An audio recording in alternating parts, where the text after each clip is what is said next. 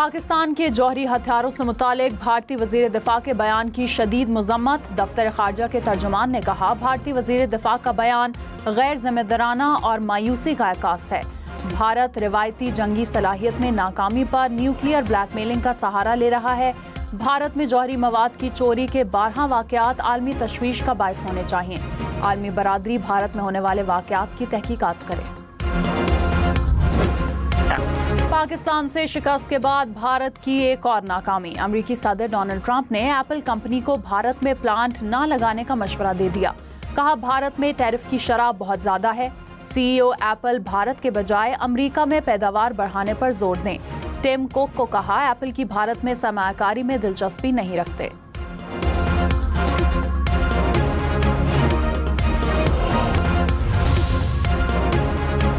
भारत के खिलाफ जंग में पाकिस्तान का भरपूर साथ देने पर वजीर आजम शहबाज शरीफ का दोस्त आज़रबाईजान के सदर से राब्ता। कहा, पाकिस्तान आज़रबाईजान हमेशा सच्चे भाइयों की तरह एक दूसरे के साथ खड़े रहे हैं। सदर इल्हाम अलियौफ ने पाकिस्तान की शानदार कामयाबी पर वजीर आजम को मुबारकबाद दी। अमन कोशिशों का सराहा। आज़रबाईजान के सदर ने दौरे पाकिस्तान की दावत कबूल कर ली। सदर मुमलिकत आसिफ अली जरदारी ने कहा, दुश्मन हमारा कुछ भी नहीं बिगाड़ सकता। हम आखिरी सांस तक अपनी धरती का दिफा करते रहेंगे। हमारी बहादुर अफवाज ने तारीखी कारनामा सरअंजाम दिया। बिलावल हाउस कराची में मार्का हक की कामयाबी पर तकरीब। सदर का वीडियो बयान सुनाया गया।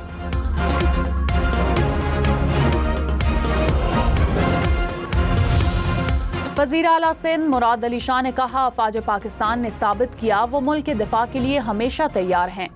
भारत ने रात की तारीकी में हमला किया, पाकिस्तान ने दिन की रोशनी में जवाब दिया।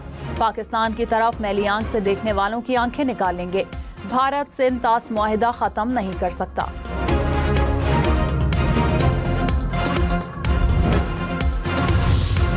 वज़ीर आला पंजाब मरियम नवाज ने कहा, नफरत की सियासत ने कुछ नहीं दिया। हमें मुल्क की खातिर जाती अना कुर्बान करना होगी।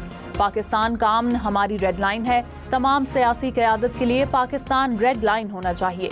पाक अफवाज ने बुनियानो मरसूस के तहत भारत को शिकस्त से दो चार किया।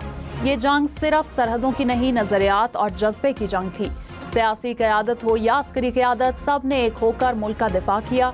पूरी कौम ने एक सीसा पिलाई दीवार की तरह मुल्क की सलामती में हिस्सा डाला। 1971 की जंग में हिंदुस्तान से आपने इस जंग में बदला ले लिया। दुश्मन जो हमसे तादाद में कई गुना बड़ा है और उसको घुमंड था, गरूर था, उस घुमंड और गरूर को अल्लाह ताला के फजल करम से आपने खाक में मिला दिया। पाकिस्तान ने भारत से 1971 का बदला ले लिया। वजीर आजम शहबाज शरीफ ने कहा, भारत ने दोबारा हमला करने का सोचा तो जो कुछ बाकी बचा है वो भी नहीं बचेगा।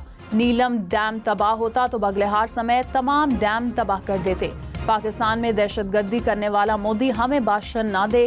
तारीख याद रखेगी किस तरह चंद घंटों में दुश्मन की जारियत को नाकाम बनाया।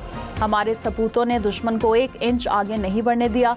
राफेल को फेल कर दिया। खित्ते का थानेदार समझने वालों का गुरूर पाश पाश हो चुका। पहलगाम वाक़े की तहकीकात की पेशकश भी दोहरा दी। क्या वायलेंस के जरिए इस पाकिस्तान को तोड़ा जा सकता है? जिसकी इमा पे तोड़ा जा रहा था, उसका जो हशर हुआ है वो आप सबके सामने है।